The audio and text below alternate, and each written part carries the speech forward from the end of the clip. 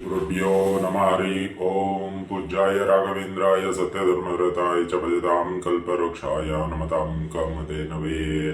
ಈ ದಿನ ನಾವು ಈ ಒಂದು ವಿಡಿಯೋದಲ್ಲಿ ಜುಲೈ ತಿಂಗಳ ಮಾಸಿಕ ಭವಿಷ್ಯ ಮೇಷರಾಶಿಯಿಂದ ಮೀನರಾಶಿಯವರೆಗೂ ಯಾವೆಲ್ಲ ಫಲಗಳು, ಅನುಕೂಲತೆಗಳು, ಅನಾನುಕೂಲತೆಗಳು ಹಾಗೂ ಪರಿಹಾರಗಳು ಯಾವ ರೀತಿಯಲ್ಲಿರುತ್ತೆ ಮತ್ತು ಈ ಒಂದು ಜುಲೈ ತಿಂಗಳಲ್ಲಿ ಬರತಕ್ಕಂತಹ ವಿಶೇಷ ದಿನಗಳು, ಅಮಾವಾಸ್ಯೆ, ಹುಣ್ಣಿಮೆ ಮತ್ತು ಗ್ರಹಗಳ ಸಂಚಾರ ಯಾವೆಲ್ಲ ರೀತಿಯಲ್ಲಿರುತ್ತೆ ಅದೆಲ್ಲವನ್ನ ಒಂದೊಂದಾಗಿ ತಿಳಿದುಕೊಳ್ಳೋಣ ಬನ್ನಿ. ಅದಕ್ಕಿಂತ ಮುಂಚಿತವಾಗಿ ಇನ್ನೂ ನಮ್ಮ ಚಾನಲ್ಗೆ ನೀವು ಸಬ್ಸ್ಕ್ರೈಬ್ ಆಗಿಲ್ಲ ಅಂದರೆ ದಯವಿಟ್ಟು ಸಬ್ಸ್ಕ್ರೈಬ್ ಆಗಿ. ಮುಂದಿನ ದಿನಗಳಲ್ಲಿ ಇನ್ನೂ ಹೆಚ್ಚಿನ ಒಂದಿಷ್ಟು ಧಾರ್ಮಿಕ ವಿಷಯಗಳನ್ನು ತಮಗೆ ತಿಳಿಸುವಂಥದ್ದಾಗುತ್ತೆ ಅಂತ ಹೇಳುತ್ತಾ ಬನ್ನಿ. ಹಾಗಾದರೆ ಈ ಒಂದು ಜುಲೈ ತಿಂಗಳ ಪ್ರಮುಖವಾದ ದಿನಗಳು ಮತ್ತು ಗ್ರಹಗಳ ಸಂಚಾರ ಯಾವ ರೀತಿಯಲ್ಲಿರುತ್ತೆ ಎಂಬುದನ್ನು ನೋಡೋಣ.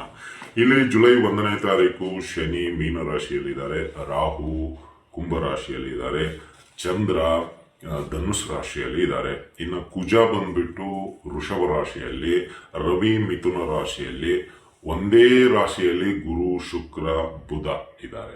ಸೊ ಅದು ಕರ್ಕಾಟಕ ರಾಶಿ. ಇನ್ನು ಅದೇ ರೀತಿಯಾಗಿ ಕೇತು ಸಿಂಹ ರಾಶಿಯಲ್ಲಿ ಇದ್ದಾರೆ. ಇನ್ನು ಈ ಒಂದು ತಿಂಗಳಲ್ಲಿ ಬದಲಾವಣೆ ಅಂತ ನೋಡೋದಾದ್ರೆ ಶುಕ್ರ 4ನೇ ತಾರೀಕು ಬದಲಾವಣೆ ಆಗುವಂಥದ್ದಾಗುತ್ತೆ. ಶುಕ್ರ ಬಂದ್ಬಿಟ್ಟು ಕರ್ಕಾಟಕ ರಾಶಿಯಿಂದ ಸಿಂಹ ರಾಶಿಗೆ 4ನೇ ತಾರೀಕು ಬದಲಾವಣೆ ಆಗುವಂಥದ್ದಾಗುತ್ತೆ. ಇನ್ನು ಜುಲೈ 7ಕ್ಕೆ ಬುಧ ಹಿಮ್ಮುಖ ಚಲನೆ ಪ್ರಾರಂಭವಾಗುತ್ತೆ. ಅಂದ್ರೆ ಕರ್ಕಾಟಕ ರಾಶಿಯಿಂದ ಮಿಥುನ ರಾಶಿಗೆ ಪುನಃ ಹಿಮ್ಮುಖ ಚಲನೆ ಇದೆ, ಮಿಥುನ ರಾಶಿಗೆ ಬರುವಂಥದ್ದಾಗತ್ತೆ. ಇನ್ನು ಅದೇ ರೀತಿಯಾಗಿ ಜುಲೈ 14ನೇ ತಾರೀಕು ಸೂರ್ಯ ಕರ್ಕಾಟಕ ರಾಶಿಗೆ ಬರುವಂಥದ್ದಾಗುತ್ತೆ.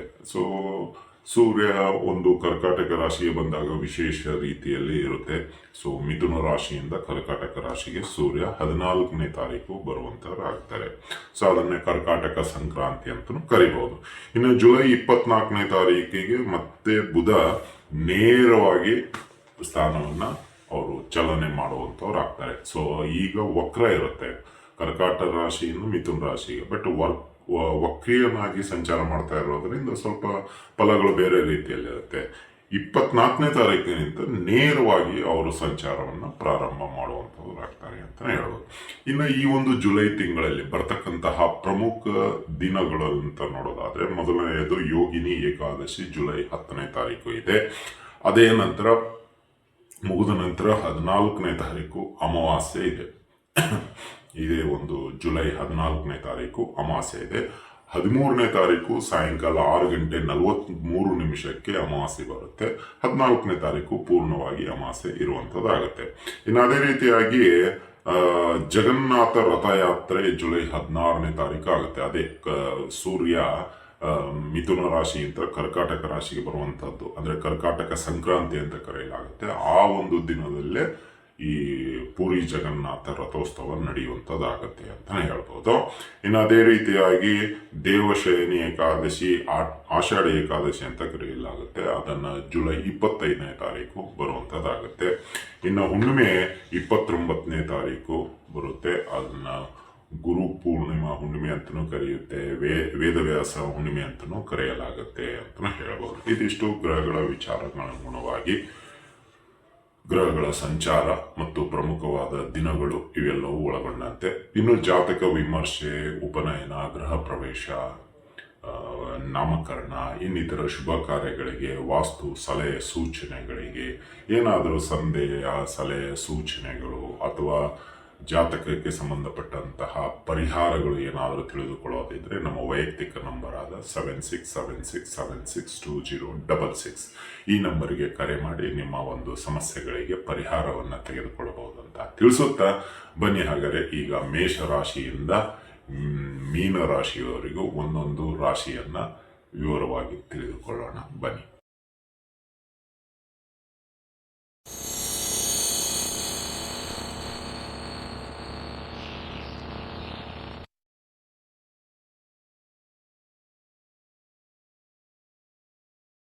ರಾಶಿಗಳಲ್ಲಿ ಮೊದಲನೇ ರಾಶಿಯಾಗಿರ್ತಕ್ಕಂತಹ ಮೇಷರಾಶಿ. ಈ ಮೇಷರಾಶಿಯವರಿಗೆ ಈ ಒಂದು ಜುಲೈ ಮಾಸಿಕ ಭವಿಷ್ಯ ಅಂದ್ರೆ ಈ ಜುಲೈ ತಿಂಗಳಲ್ಲಿ ಯಾವೆಲ್ಲ ಅನುಕೂಲತೆ ಇದೆ, ಅನಾನುಕೂಲತೆ ಇದೆ ಮತ್ತು ಪರಿಹಾರಗಳು ಯಾವ ರೀತಿಯಲ್ಲಿ ಇರುತ್ತೆ ಎಂಬುದನ್ನು ನೋಡೋಣ. ಇಲ್ಲಿ ಒಂದು ಮೇಷರಾಶಿಯವರಿಗೆ ಹೇಳೋದಾದ್ರೆ ವೃತ್ತಿಯಲ್ಲಿ ಅಭಿವೃದ್ಧಿ ಇದೆ, ಹಿಡಿದ ಕೆಲಸ ಯಶಸ್ವಿ ಆಗುವಂಥದ್ದಾಗತ್ತೆ ಮತ್ತು ನಿಮ್ಮ ಒಂದು ವೈಯಕ್ತಿಕವಾಗಿ ಹೇಳೋದಾದ್ರೆ ಪ್ರಗತಿ ಇದೆ. ಒಂದು ರೀತಿಯಲ್ಲಿ ಸಮಾನವಾಗಿ ಸ್ವೀಕಾರ ಮಾಡುವಂತಹ ತಿಂಗಳು ಅಂತಾನೆ ಹೇಳ್ಬೋದು. ಅಂದ್ರೆ ಏನೇ ಬಂದರೂ ಅದನ್ನ ಒಂದು ಸ್ವಲ್ಪ ಕೂಲ್ ಆಗಿ ಹ್ಯಾಂಡಲ್ ಮಾಡುವಂತಹ ತಿಂಗಳು ಅಂತಾನೆ ಹೇಳ್ಬೋದು. ಅಂದ್ರೆ ಸಾಮಾನ್ಯವಾಗಿ ಮೇಷರಾಶಿಯವರಿಗೆ ಸ್ವಲ್ಪ ಸಿಡುಕುತನ, ಕೋಪ, ತಾಪ, ಏನಂತೀರ, ಒಮ್ಮೆ ಹಿಡಿದಿರೋ ಕೆಲಸ ಬಿಡೋದಿಲ್ಲ. ಬಟ್ ಕೋಪ ಬಂತು ಅಂದ್ರೆ ಅರ್ಧಕ್ಕೆ ಬಿಟ್ಟು ಬಂದ್ಬಿಡ್ತೀರಾ, ಮತ್ತೆ ಸುಖ ಸುಮ್ಮನೆ ಜಗಳಕ್ಕೆ ಹೋಗ್ತೀರಾ. ಇದು ಎಲ್ಲ ಸ್ವಲ್ಪ ನಿಮಗೆ ಕೋಪ ಬಂದಾಗ ಆಗುವಂಥದ್ದು. ಬಟ್ ಈ ತಿಂಗಳಲ್ಲಿ ಅದರ ಪ್ರಭಾವ ಕಡಿಮೆ ಇರುತ್ತೆ ಅಂತ ಹೇಳ್ತಾರೆ. ಅದಕ್ಕೆ ಸಮ ಪ್ರಮಾಣದಲ್ಲಿ ನಡೆಯುವಂಥದ್ದು. ಅಂದ್ರೆ ಒಂದು ಸ್ವಲ್ಪ ನೆಮ್ಮದಿ, ಖುಷಿ ಎಲ್ಲವೂ ಸಿಗುವಂಥದ್ದಾಗುತ್ತೆ. ಇನ್ನು ಷಷ್ಠ ಶನಿ ಪ್ರಥಮ ಚರಣ ನಡೀತಾ ಇರೋದ್ರಿಂದ ಸ್ವಲ್ಪ ಅಧಿಕವಾದ ಖರ್ಚುಗಳು ಇರುತ್ತೆ, ಮತ್ತೆ ಒಂದಿಷ್ಟು ತಿರುಗಾಟ, ವೃಥಾ ತಿರುಗಾಟ ಅಂತೇಳಿ ಅದು ಆಗುವಂಥದ್ದಾಗುತ್ತೆ. ಇನ್ನು ಮನೆಯಲ್ಲಿ ಸ್ವಲ್ಪ ಖರ್ಚಿನ ಬಾಬತ್ ಅಂತೀವಿ, ಅಂದ್ರೆ ಒತ್ತಡ ಇರುತ್ತೆ, ಬಲವಾಗಿಯೂ ಬರುತ್ತೆ ಅಥವಾ ಮಧ್ಯವರ್ತಿಯಾಗಿಯೂ ಬರುತ್ತೆ ಅಥವಾ ಸಮಾನ ಆಗಿ ಬರುತ್ತೆ. ಯಾವುದೋ ಒಂದು ರೂಪದಲ್ಲಿ ಒಟ್ಟಿನಲ್ಲಿ ಖರ್ಚು ವೇಗವಾಗಿ ಇರುತ್ತೆ ಅಂತಾನೆ ಹೇಳೋದು. ಈಗ ಒಂದೊಂದಾಗಿ ವಿಷಯಕ್ಕೆ ಬರೋಣ. ಇಲ್ಲಿ ಒಂದು ಮೇಷರಾಶಿಯವರಿಗೆ ಆರ್ಥಿಕವಾಗಿ ಹೇಳೋದಾದ್ರೆ ತುಂಬಾ ಬಲಿಷ್ಠರಾಗುವಂತ ಆರ್ಥಿಕ ಸ್ಥಿತಿಗತಿ ಇರುವಂತದ್ದು. ಅಂದ್ರೆ ಇಲ್ಲಿ ಬರ್ತಕ್ಕಂಥ ಆದಾಯ ಮೂಲ ಸರಿಯಾದ ಸಮಯಕ್ಕೆ ನಿಮ್ಮ ಒಂದು ಹತ್ತಿರಕ್ಕೆ ಬಂದು ತಲುಪುತ್ತೆ.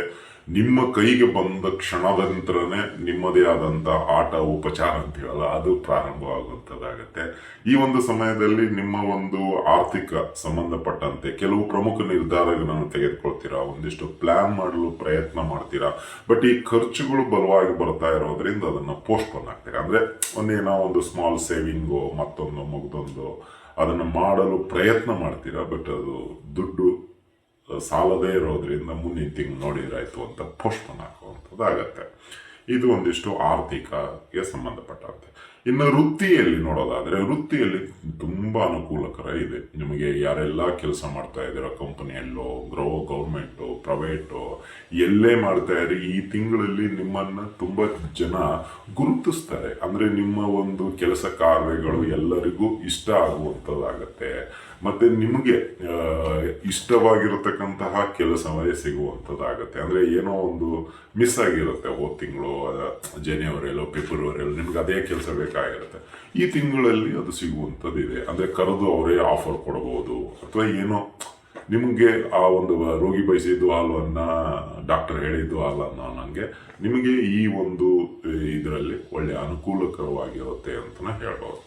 ಇನ್ನು ಅದೇ ರೀತಿಯಾಗಿ ವೃತ್ತಿ ಬದುಕಿನಲ್ಲಿ ಕೆಲವೊಂದಿಷ್ಟು ಬದಲಾವಣೆಯನ್ನ ನೀವು ಮಾಡಿಕೊಳ್ಳುವಂಥವ್ರು ಆಗ್ತೀರಾ ಮೇಷರಾಶಿಯವರು. ಅಂದ್ರೆ ಒಂದಿಷ್ಟು ಮಾಡುವಂತ ಶೈಲಿ ಆಗಿರ್ಬೋದು, ಕಾರ್ಯತಂತ್ರ ಆಗಿರ್ಬೋದು, ಅಥವಾ ನಿಮ್ಮ ಒಂದು ಪ್ಲಾನಿಂಗು, ಮತ್ತೊಂದು ಒಟ್ಟಿನಲ್ಲಿ ಬದಲಾವಣೆ ಮಾಡಿಕೊಂಡು ಯಾರ ಹತ್ರನೂ ನಮಗೆ ಬೊಟ್ಟು ಮಾಡಿ ತೋರಿಸಬಾರದು ಅನ್ನೋ ಒಂದು ಹಂತಕ್ಕೆ ನೀವು ಈ ತಿಂಗಳು ಇರುವಂತವ್ರು ಆಗ್ತೀರಾ. ಮತ್ತೆ ನಿಮಗೆ ಗೊತ್ತಿದ್ದೋ ಗೊತ್ತಿಲ್ಲದೋ ಕಾರ್ಯ ಯಶಸ್ವಿ ಆಗುವಂಥದ್ದಾಗಿರುತ್ತೆ. ನೀವು ಕಷ್ಟಪಡ್ತೀರಾ ಇಲ್ಲ ಅನ್ನಲ್ಲ, ಬಟ್ ನೀವು ಅದಕ್ಕೆ ಫಲಕ್ಕೆ ನಿರೀಕ್ಷಣೆ ಇರೋದಿಲ್ಲ. ಅಂದ್ರೆ ವೆಯ್ಟ್ ಮಾಡುತ್ತೆ, ನಿಮ್ಮ ಪಡೆಗೆ ನೀವು ಹೋಗ್ತಾ. ಬಟ್ ಅದರದ್ದು ಎಫೆಕ್ಟ್ ಏನಾಗ್ತಾ ಇರುತ್ತೆ, ದಿನಕ್ಕೆ ಬಲಿಷ್ಠರಾಗಿ ನಿಮ್ಮನ್ನ ಐಡೆಂಟಿಫಿಕೇಶನ್ ಮಾಡುವಂಥದ್ದಾಗುತ್ತೆ. ಅಂದ್ರೆ ಗುರುತಿಸ್ತಾ ಇರುತ್ತೆ. ಒಂದಿಷ್ಟು ಗೌರವ, ಸನ್ಮಾನ, ಅಥವಾ ಏನೋ ಒಂದು ಕರೆದ್ಬಿಟ್ಟು ಅದರ ಮೆಚ್ಚುಗೆ ಮಾತುಗಳನ್ನ ಎಲ್ಲರ ಒಂದು ಸಭಿಕರ ಸಭೆಯಲ್ಲಿ ನಿಮ್ಮನ್ನ ತಿಳಿಸಲಾಗುತ್ತೆ. ಅನ್ನೋ ಒಂದು ಮೀಟಿಂಗ್ ನಲ್ಲಿ ಇಂಥವ್ರು ಹಿಂಗ್ ಕೆಲಸ ಮಾಡಿದ್ದಾರೆ, ಅದರಲ್ಲೂ ನಿಮ್ಮ ಹೆಸರು ಕೂಡ ಸೇರ್ಕೊಳ್ಳುತ್ತೆ ಅಂತಾನೆ ಹೇಳ್ಬೋದು. ಇನ್ನು ವ್ಯಾಪಾರದಲ್ಲಿ ನೋಡೋದಾದ್ರೆ ವ್ಯಾಪಾರದಲ್ಲಿ ಗಣನೀಯವಾದ ಲಾಭವನ್ನ ತೆಗಿತೀರಾ. ಖಂಡಿತವಾಗೂ ನಿಮ್ಮದೇ ಆದಂತ ಕಷ್ಟ ಇರೋದ್ರನ್ನ ಮೆಟ್ಟಿ ನಿಂತು ಲಾಭವನ್ನ ತೆಗೆಯುವಂಥದ್ದಾಗುತ್ತೆ. ಬಟ್ ಖರ್ಚುಗಳು ಮಾತ್ರ ಕಡಿವಾಣ ಹಾಕಲು ಸಾಧ್ಯ ಆಗೋದಿಲ್ಲ. ವ್ಯಾಪಾರದಲ್ಲಿ ತುಂಬಾ ಖರ್ಚುಗಳು ಬರುವಂಥದ್ದಾಗುತ್ತೆ. ಒಂದಿಷ್ಟು ಸಣ್ಣ ಪುಟ್ಟ ಸಾಲಗಳನ್ನ ತೀರಿಸಲು ಪ್ರಯತ್ನ ಪಡ್ತೀರಾ, ಬಟ್ ಸಾಧ್ಯ ಆಗೋದಿಲ್ಲ. ಮತ್ತೆ ಇನ್ನೊಂದು ಸ್ವಲ್ಪ ಸಣ್ಣ ಪ್ರಮಾಣದಲ್ಲಿ ವ್ಯಾಪಾರದಲ್ಲಿ ಸಾಲ ಮಾಡುವಂಥದ್ದಾಗತ್ತೆ ಅಂತಾನೆ ಹೇಳ್ಬೋದು. ಇನ್ನು ಈ ತಿಂಗಳಲ್ಲಿ ಸ್ವಲ್ಪ ಆರ್ಥಿಕವಾಗಿ ಖರ್ಚುಗಳು ಅಧಿಕ ವೇಗವಾಗಿ ಬರುವಂತದ್ದಾಗುತ್ತೆ. ಎಷ್ಟೇ ನೀವು ಇದು ಮಾಡಿದ್ರೂ ವೃತ್ತಿ ಬದುಕಿನಲ್ಲಾಗಿರ್ಬೋದು, ವ್ಯಾಪಾರದಲ್ಲಾಗಿರ್ಬೋದು, ನಿಮ್ಮ ಖರ್ಚುಗಳಿಗೆ ಕಂಟ್ರೋಲ್ ಮಾಡಲು ಸಾಧ್ಯವಾಗೋದಿಲ್ಲ. ಅದು ನಿಮಗಾಗಿ ಆಗಿರ್ಬೋದು, ಥರ್ಡ್ ಪಾರ್ಟಿಗಾದ್ರೂ ಆಗಿರ್ಬೋದು, ಕೌಟುಂಬಿಕವಾಗಿ ಆಗಿರ್ಬೋದು, ಖರ್ಚುಗಳು ಮಾತ್ರ ಪದೇ ಪದೇ ಬರ್ತಾನೆ ಇರುತ್ತೆ, ಒಂದರ ಒಂದನ್ನ ರೀತಿಯಲ್ಲಿ ಇರುತ್ತೆ.